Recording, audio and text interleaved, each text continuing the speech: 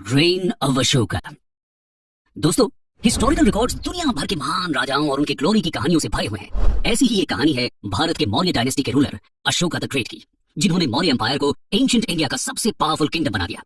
लेकिन great conquerors और great empires build करने वाले राजाओं के इतिहास में कोई कमी नहीं है।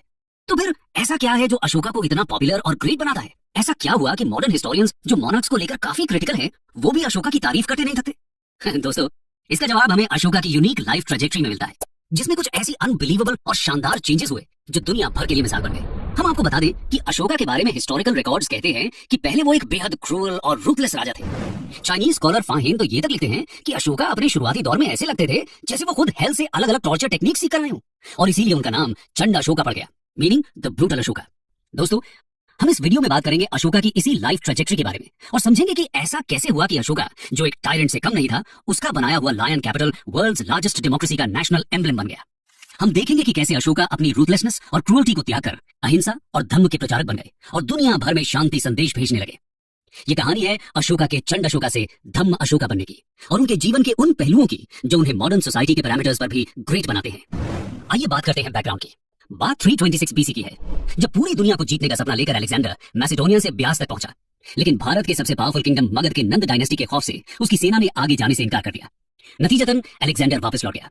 अलेक्जेंडर भारत में ज्यादा कुछ अचीव तो नहीं कर पाया, लेकिन उसने नॉर्थ वेस्टर्न इंडिया की पॉलिटी को डिस्टेबलाइज करके रख दिया, जिसका फायदा उठाकर चंद्रगुप्त मौर्य ने 320 बीसी पंजाब में मौर्य किंगडम को एस्टैब्लिश किया और उसे एक्सपैंड करते हुए नंद डायनेस्टी को डिस्ट्रॉय और खुद को मगध का एम्परर डिक्लेयर कर दिया। मगध की कैपिटल प्रॉस्परस सिटी पाटलिपुत्र थी, जो प्रेजेंट डे पटना के पास है। अशोका इन्हीं चंद्रगुप्त मौर्य के ग्रैंडसन थे और बिंदुसारा के दूसरे बेटे। अशोका की कैपेबिलिटीज की कहानियां मगध में उनकी यंग एज से ही मशहूर थी। 18 साल में ही तक्षशिला के एक मैसिव रिबेलियन को खत्म कर वो अवंती के गवर्नर बने। इसके बावजूद उनका थ्रोन हासिल करना नामुमकिन था, क्योंकि उनकी मां एक सिंपल फैमिली से थी, जबकि क्राउन प्रिंस बिंदुसारा के बड़े बेटे सुसीमा की मां एक प्रिंसेस थी। कुछ सालों बाद तक्षशिला में फिर से विरोध हुआ। सुसीमा तक्षशिला भेज दिए गए, जिसके कुछ दिनों बाद बिंदुसारा की डेथ हो गई। बिंदुसारा के मिनिस्टर्स अशोका को ज्यादा केपेबल मानते थे और इसीलिए उनके सपोर्ट में अशोका मगध के एम्परर डिक्लेयर कर दिए गए। लेकिन जब सुसीमा को यह पता चला तो मगध में सक्सेशन को लेकर कॉन्फ्लिक्ट हुआ। इस कॉन्फ्लिक्ट का अंत 270 बीसी में अशोका की विक्ट्री से हुआ। कुछ टेक्स्ट कहते हैं कि अशोका ने अपने 99 ब्रदर्स को ब्रूटली मार डाला, लेकिन इसकी हिस्टोरिसिटी कंटेस्टेड है। आइए बात करते हैं अशोका के रूल की। अशोका's रूल। सत्ता में आते ही अशोका के रूथलेसनेस और डेस्पोटिज्म की कहानी स्टार्ट होती है। किंगडम में एक टॉर्चर प्रिजन बनाया गया, जिसको अशोका's हेल कहते थे, जहां प्रिजनर्स और रेबल्स को टॉर्चरस पनिशमेंट्स दी जाती थी। अशोका से उनके वो मिनिस्टर्स भी नाराज थे जिन्होंने सक्सेशन में उनको सपोर्ट किया था। खैर, अशोका ने अपने चक्रवर्तन यानी किंग ऑफ किंग्स बनने के सपने के लिए एक्सपेंशनरी पॉलिसी फॉलो करते हुए एम्पायर को उसके चरम पर पहुंचा दिया, जो हिमालय से लेकर मैसूर और हिंदू कुश से लेकर ब्रह्मपुत्र तक फैल गया। लेकिन अशोका की ये पॉलिसी एक विशिष्ट साइकिल थी। इतने बड़े एम्पायर और राइजिंग मिलिट्री एक्सपेंडिचर का मैनेजमेंट पुअर कम्युनिकेशन टेक्नोलॉजीज की वजह से काफी एक्सपेंसिव था, जिसे कॉम्पेंसेट करने के लिए और नए नए टेरिटरीज एनेक्स करना जरूरी हो जाता। और ये सब इसलिए क्योंकि land revenue he main source of income था। लगभग 260 से 261 बीसी में हुए बैटल ऑफ कलिंगा का कॉज भी यही पॉलिसी थी। कलिंगा पाटलिपुत्र के साउथ में एक प्रॉस्परस कोस्टल स्टेट था। अशोका ने इस बैटल को पर्सनली लीड किया और कलिंगा के टफ ऑपोजिशन के बाद भी उसे कंप्लीटली डिस्ट्रॉय कर दिया। बैटल का आउटकम काफी हॉरिफिक था, जिसमें 1 लाख की डेथ, 1.5 लाख से ज्यादा डिस्प्लेस्ड और हजारों लोग स्टारवेशन से मर गए। Conversion to Buddhism.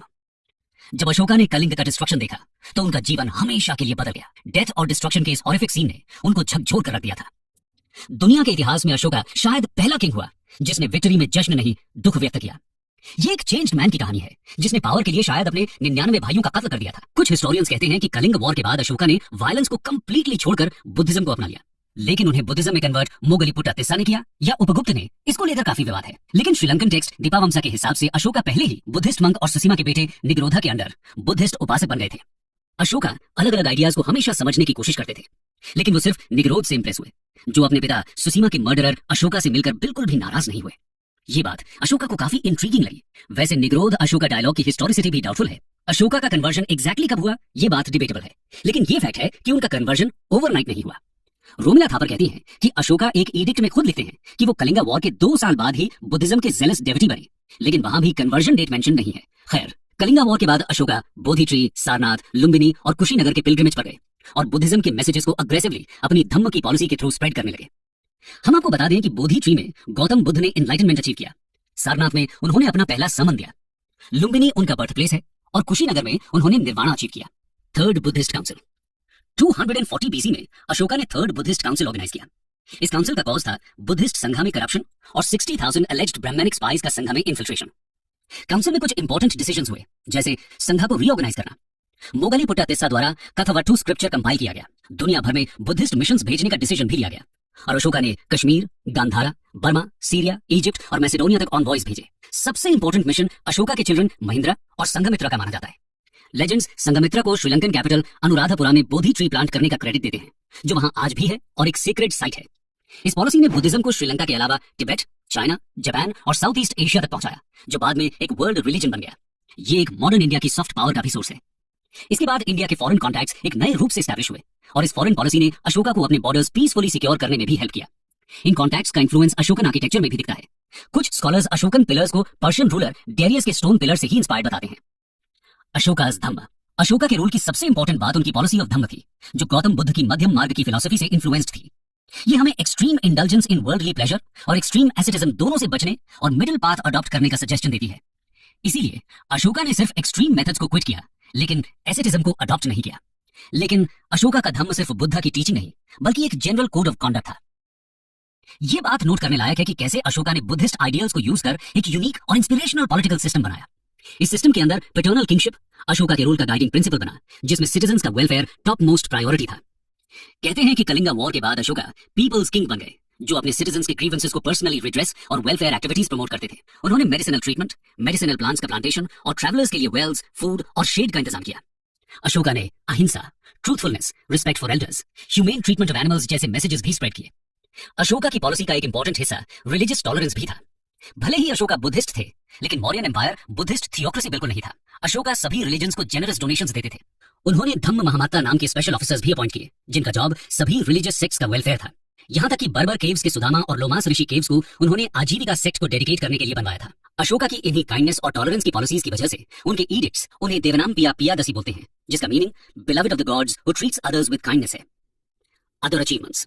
गवर्नेंस के अलावा अशोका का कंट्रीब्यूशन आर्किटेक्चर में भी इमेंस है और उन्हें स्टोन स्ट्रक्चर्स का पायनियर माना जाता है। इनमें सबसे इंपॉर्टेंट अशोकन पिलर्स हैं। सारनाथ के लायन कैपिटल को तो आप जानते ही होंगे, जो हमारे नेशनल एम्ब्लेम और उसमें कार्व्ड अशोक चक्र हमारे नेशनल फ्लैग में अडॉप्ट किए गए। ये दोनों धम्म के सिंबल्स हैं, जिसमें वेलफेयरिज्म एक इंपॉर्टेंट एलिमेंट था, जिसको अशोका ने तब अडॉप्ट किया जब दूर दूर तक वेलफेयरिज्म का नामो निशान नहीं था। इसीलिए ये हमारी नेशनल सिंबल्स में है।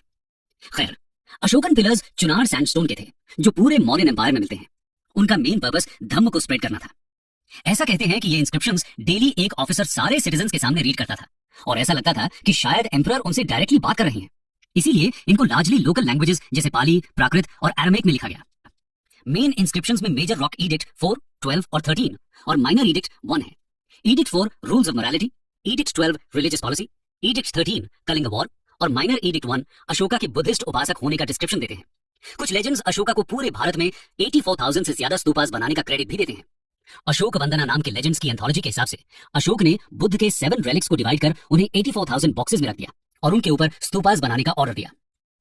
हालांकि हिस्टोरियंस 84,000 स्तूपास को एग्जैजरेशन मानते हैं, लेकिन अशोका ने कुछ स्तूपास बनवाए जरूर, जिनमें most important UNESCO world heritage site Sanchi stupa है, जो दुनिया भर में अपनी ग्रैंड्योर के लिए फेमस है। भारहुत स्तूपा, धामेक स्तूपा, अमरावती स्तूपा भी अशोका के रूल में ही बने।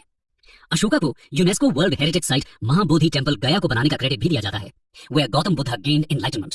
मौर्यन पैलेसेस को तो मेगास्थनीज सबसे महान क्रिएशंस में मानते हैं और फाहिन इनको गॉड गिफ्टेड मॉन्यूमेंट्स कहते हैं। इनमें मोस्ट फेमस अशोका का पैलेस और पटना के कुम्हार का 80 पिलर्ड कोर्ट है। Death and legacy. अशोका की डेथ पर भी कई डिबेट्स हैं। एक लेजेंड के हिसाब से 232 BC में अशोका की एक वाइफ ने बोधि ट्री को डिस्ट्रॉय कर दिया था, जिसके शोक में उनकी डेथ हो गई। मृत्यु का सच जो भी हो, लेकिन अशोका के बाद मौर्य डायनेस्टी की ग्लोरी खत्म होने लगी। ये एक हिस्टोरिकल फैक्ट है। हिस्टोरियन राय चौधरी इसका कॉज अशोका की पैसिफिस्ट पॉलिसी को ही मानते हैं, जिसने उनकी मिलिट्री स्ट्रेंथ को कमजोर किया। लेकिन रोमिला थापर बोलती हैं कि अशोका की पैसिफिस्ट पॉलिसी को ब्लेम करना एग्जैजरेशन है। अशोका हमेशा एक प्रैग्मेटिक एम्परर रहे, जिनकी पैसिफिज्म का मतलब मिलिट्री को डिसबैंड करना नहीं, सिर्फ मैक्सिमम रिस्ट्रेंट अडॉप्ट करना था। मौर्यस के डिक्लाइन के दूसरे रीजंस जैसे बैक्ट्रियन ग्रीक्स का इन्वेजन और लैक ऑफ वर्दी सक्सेसर्स ज्यादा वैलिड माने जाते हैं। खैर, 185 BC में पुष्यमित्र शुंग ने लास्ट मौर्य बृहद्रथ को असैसिनेट कर मौर्य एम्पायर का अंत कर दिया। लेकिन अशोका की लेगेसी ने उसे इतिहास के पन्नों और लोगों के दिलों में अमर बना दिया। अमर्त्य सेन कहते हैं कि मॉडर्न सोसाइटीज में जहां वॉर, वायलेंस और कम्युनलिज्म मेजर प्रॉब्लम्स हैं, वहां अशोका की रिलीजियस टॉलरेंस, इंडिविजुअल फ्रीडम और पीस की पॉलिसीज काफी इंस्पिरेशनल हैं। उनकी लेगेसी की वजह से ही famous English writer H.G. Wells लिखते हैं कि amidst thousands of monarchs that crowd the columns of history, the name of Ashoka shines and shines almost alone like a star. Ashoka के खुद के शब्दों में कहें तो उनका सबसे बड़ा लेगेसी, उनका message, the finest conquest is the conquest of the right not might था।